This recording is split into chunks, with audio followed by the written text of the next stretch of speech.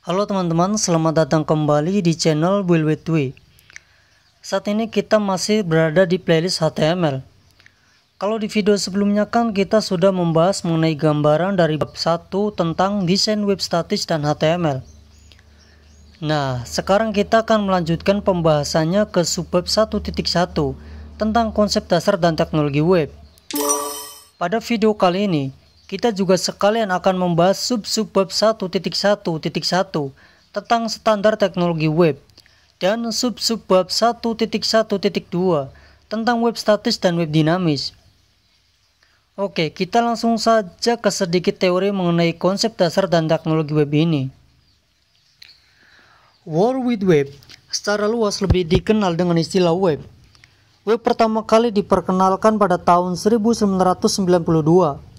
Hal ini sebagai hasil usaha pengembangan yang dilakukan Thorn di Swiss. Internet dan web adalah dua hal yang berbeda. Internet lebih merupakan perangkat keras, sedangkan web adalah perangkat lunak.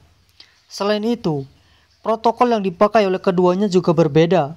Internet menggunakan TCP/IP sebagai protokol operasionalnya, sedangkan web menggunakan Hypertext Transfer Protocol atau HTTP. Web disusun dari halaman-halaman yang menggunakan teknologi web dan saling berkaitan satu sama lain. Suatu standar teknologi web saat ini sudah tersusun oleh suatu badan, yaitu World Wide Web Consortium atau W3C.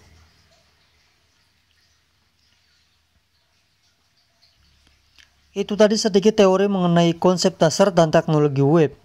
Sekarang kita akan masuk ke sub-subbab 1.1.1 tentang standar dan teknologi web. Secara umum, teknologi desain web terbagi menjadi beberapa layer atau lapisan, yaitu structural layer, presentation layer, dan behavioral layer.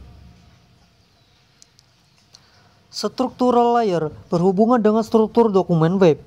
Bagaimana sebuah dokumen tersusun, format apa yang dipakai, tanda atau markup apa yang digunakan merupakan bagian dari layar ini. HTML5 adalah standar yang harus digunakan saat ini. Presentation layer berhubungan dengan bagaimana mengatur tampilan dokumen pada layar, suara yang keluar, atau bagaimana format pencetakan dokumen. Pada teknologi web lama, bagian ini menyatu dengan structural layer. Tapi pada standar baru, layer ini disarankan untuk dipisah. Yang termasuk teknologi ini adalah Cascading Style Sheet atau CSS. Behavioral layer berhubungan dengan masalah penggunaan bahasa script dan pemrogramannya untuk tujuan meningkatkan sisi interaktif dan dinamis halaman web. Yang termasuk dalam layer ini adalah Document Object Model atau DOM dan JavaScript.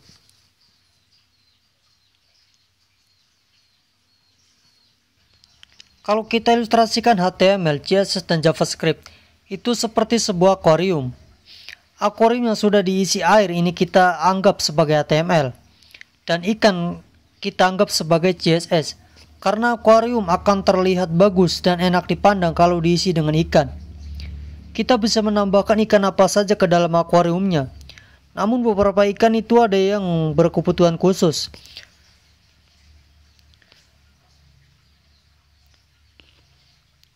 Contoh, kalau teman-teman menambahkan ikan arwana atau lohan ke dalam akuarium, maka kalian perlu menambahkan mesin aerator atau menambahkan mesin pompa air.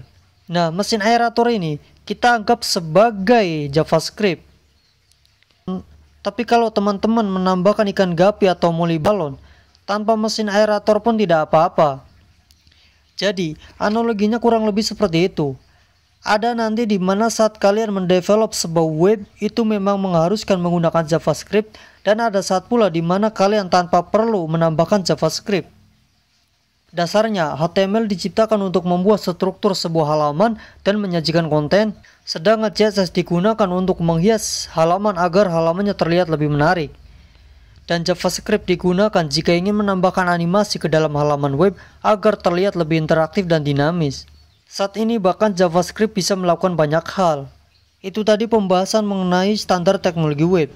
Sekarang kita akan lanjutkan ke bab 1.1.2 tentang web statis dan web dinamis.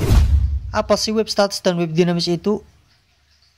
Pada web statis, data dan informasi yang ada tidak berubah-ubah. Dokumen web yang dikirim kepada klien akan sama isinya dengan apa yang ada di web server. Sedangkan web dinamis memiliki data dan informasi yang berbeda-beda, tergantung input atau permintaan apa yang disampaikan oleh klien. Dokumen yang sampai di klien akan berbeda dengan dokumen yang ada di web server. Contoh paling mudah untuk membedakan web statis dan web dinamis adalah bila kalian membuka situs Google. Halaman awal adalah statis, karena kita tidak melihat perubahan isi atau informasi. Halaman ini baik di komputer klien maupun di web server akan sama. Namun begitu kita memasukkan kata pada textbox yang tersedia, kemudian menekan tombol search, maka kita sedang berinteraksi dengan web server Google. Web server akan mengirimkan halaman web sesuai yang diminta oleh klien. Tampilan di sisi klien akan berupa daftar alamat dan keterangannya. Sedangkan di sisi server, isi dokumennya adalah serangkaian kode-kode untuk mencari apa yang diinputkan klien. Beberapa dekade lalu, semua website merupakan web statis. Semuanya hanya menampilkan konten yang sama kepada pengunjung dan tidak bisa berinteraksi secara langsung terhadap si webnya. Namun zaman sekarang, hampir semua website merupakan web dinamis. Semua pengunjung bisa berinteraksi secara langsung terhadap si webnya.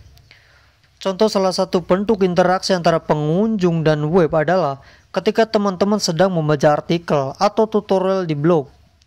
Biasanya setelah artikel selesai, di bawahnya terdapat kolom komentar dan ditampilkan juga komentar-komentarnya jika memang sebelumnya sudah ada pengunjung yang menulis komentar. Lalu pengunjung bisa saling membalas komentar satu sama lainnya. Sekian video kali ini. Kita akan ketemu di video selanjutnya, yaitu membahas bab 1.2 tentang persiapan pembuatan web.